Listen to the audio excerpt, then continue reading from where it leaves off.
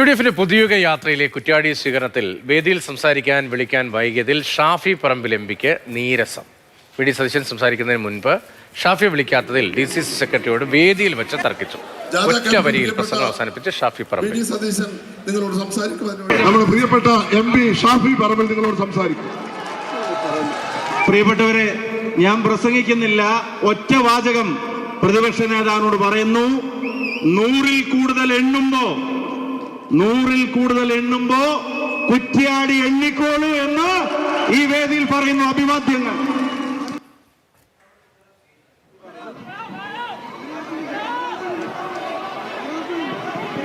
നമ്മുടെ പ്രിയപ്പെട്ട MP ഷാഫി പറമ്പിൽ നിങ്ങളോട് സംസാരിക്കും. ആദ്യമായി പ്രിയപ്പെട്ട രാഘവേട്ടനെ ക്ഷണിക്കുന്നു.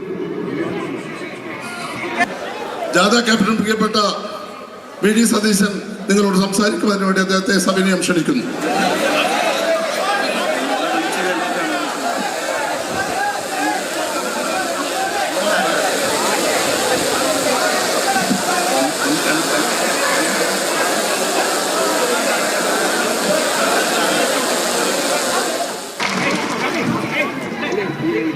നമ്മുടെ പ്രിയപ്പെട്ട അഞ്ജന സുകുമാരൻ വിവരങ്ങളുമായി. അഞ്ജന, എന്താണ് സംഭവിച്ചത്? ആ ദൃശ്യങ്ങളിൽ വലിയ തിരക്ക് കാണാം. എന്താണ് അവിടെ സംഭവിച്ചത്?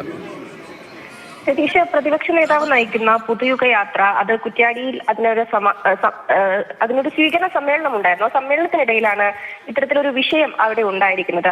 പ്രതിപക്ഷ നേതാവിന് മുന്നേ അവിടെ ഷാഫി പറമ്പിൽ MPക്ക് സംസാരിക്കാൻ അവസരം ഉണ്ടായിരുന്നതാണ്. നേരത്തെ തന്നെ അങ്ങനെ തീരുമാനിച്ചിരുന്നത്. പക്ഷേ അവിടെ ജാഥ നയിക്കുന്ന പ്രതിപക്ഷ നേതാവ് വേദിയിലേക്ക് എത്തിച്ചേരാൻ ഏതാണ്ട് 1.5 മണിക്കൂറോളം സമയം വൈകി. 10 മണിക്ക് എത്തിച്ചേരേണ്ട പ്രതിപക്ഷ നേതാവ് അവിടെ എത്തിച്ചേർന്നത് 11:45 കൂടിയായിരുന്നു.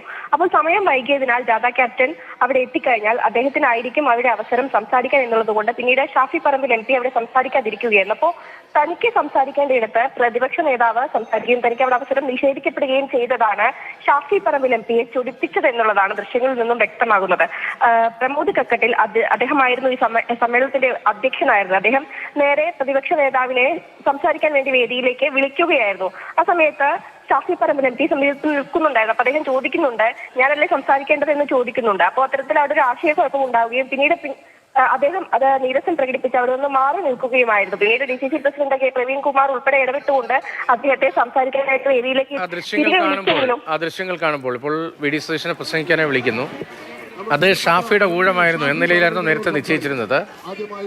അപ്പോൾ V.D. സതീശനെ പ്രതിപക്ഷം സംസാരിക്കാൻ വിളിക്കുമ്പോൾ ഷാഫി നീരസം പ്രകടിപ്പിക്കുന്നതാണോ ആ ദൃശ്യങ്ങളിൽ? അതിനുശേഷം പിന്നീട് ഒരു വരിയിൽ സംസാരിക്കുന്നുണ്ടല്ലോ, അത് പ്രതിപക്ഷ നേതാവിന്റെ പ്രസംഗത്തിന് ശേഷമാണോ?